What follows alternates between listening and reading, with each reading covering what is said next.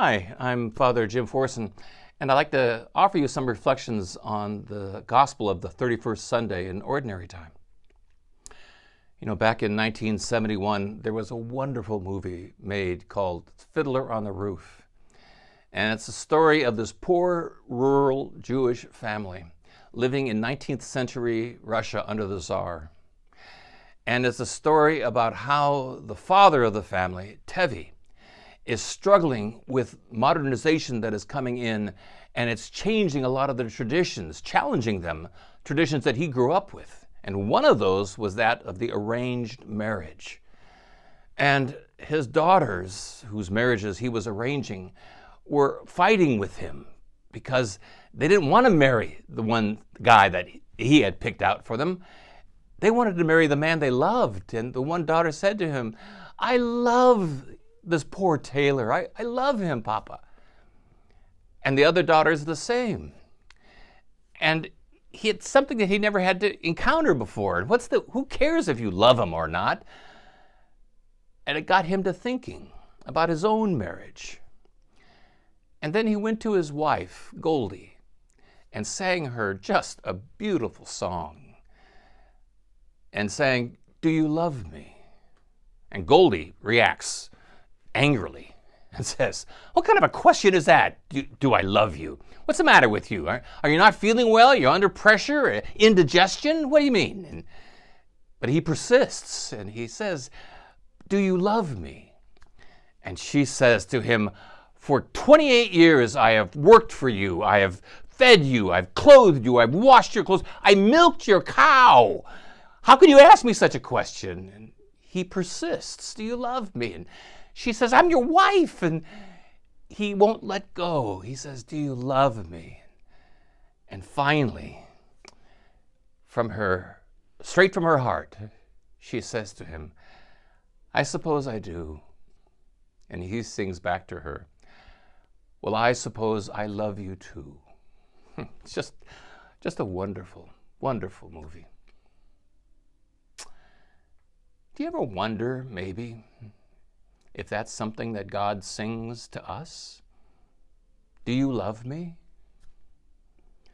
Well, today in the Gospel, a scribe asks Jesus, "What is the greatest of all the commandments?"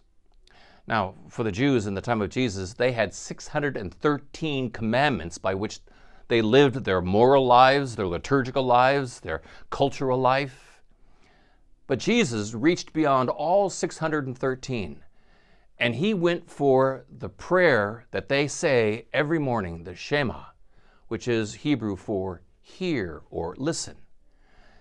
And the prayer is, "Listen, hear, O Israel. The Lord our God is Lord alone. And therefore you shall love the Lord your God with all your heart and all your mind and all your strength." Jesus bypassed all 613 commandments and seized upon that prayer and made it the most important commandment.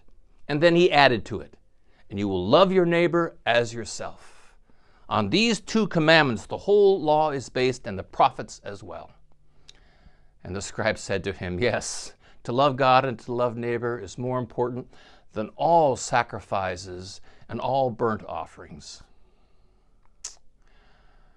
Well, we live in a world not too dissimilar from that of the Jewish people in the time of Jesus. We, like they, are surrounded by laws.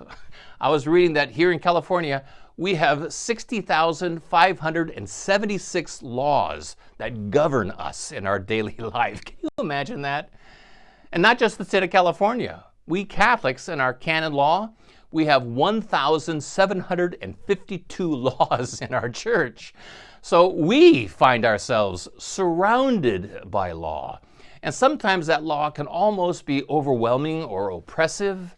The other day, I got a letter from the Los Angeles Police Department because the alarm in the house I live went off, and the police came, but well after the event, and nothing really happened. It was just a mistake. But I get this letter saying, "According to Los Angeles Municipal Code Section 103.206, you are in violation of the Los Angeles Municipal Code because you don't have a license for your alarm, and this can result in a misdemeanor punishable by a fine of $1,000 or a year in jail. What? Who made up this law? Where did this law come from? And we can find ourselves maybe even overwhelmed by law. But if we are asked, what is the greatest of all laws, the greatest of all commands, we already know the answer. Jesus gave it to us in the gospel. Love God, love neighbor. Let me ask you, when we say love God, what does that mean? I mean, how do we show that we love God? Well, we could say I show I love God by keeping His commands. You know, I go to Mass, I receive communion, I go to confession, I do all of the holy days of obligation, I even use church envelopes. I do all of these things, I follow His commands, and that is true. But that's not the totality of what it means to love God.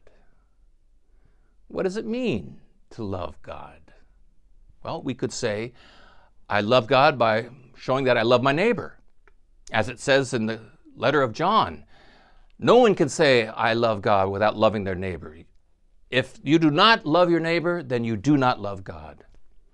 And we could say easily, well, I show my love of neighbor by the way that I've taken care of my kids, by the way I take care of my family, I visit the sick, I bury the dead, I do all these good deeds, showing my love of God. And that's true. It is true. But it's not the totality. Imagine God like Tevi, who persists and asks us, do you love me? What would we say? We might say, what kind of a question is that? We might find ourselves in Goldie's shoes and say, look at all the things I've done for you for all these years, God, and you ask me a question like that? But like Tevi, God persists. Do you love me? I raised my kids Catholic. I gave them the faith. I saw to it that they get their confirmation, first communion. What do you mean, do I love you? And he persists. Do you love me?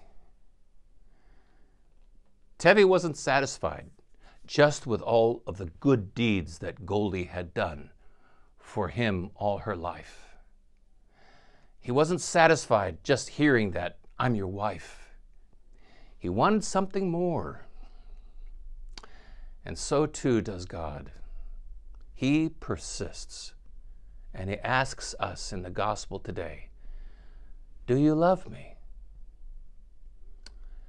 And like Goldie, the answer to that question has got to come straight out of our hearts.